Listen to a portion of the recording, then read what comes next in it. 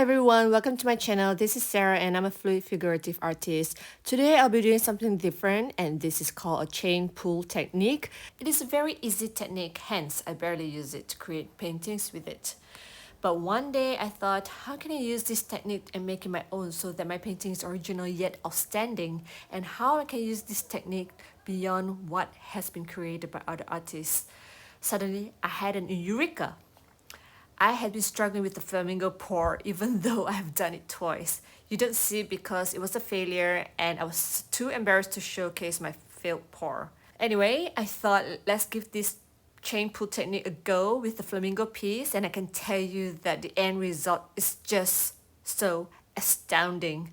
That said, I hope that you'll be inspired to create something wonderful with this technique. But, a big but, please do not copy my works. I share my process hoping that by watching it, you will also be inspired to create your own paintings. So please be inspired, but don't duplicate my artworks. I would also like to take this opportunity to thank all my supporters here who had watched my works and be inspired to do your own pour. Keep it up! And to those who are new to my channel and who wants to be inspired, click the subscribe button to get the latest updates from me. You can also find me on Instagram at sarahso.art. And if you ever see people who are doing the same works as mine, please tag me or please let them know that this is actually my idea. Thank you all so much, and let's stop plagiarizing each other's work and let's just be inspired to do a better work for ourselves. See you guys at the end for more commentary.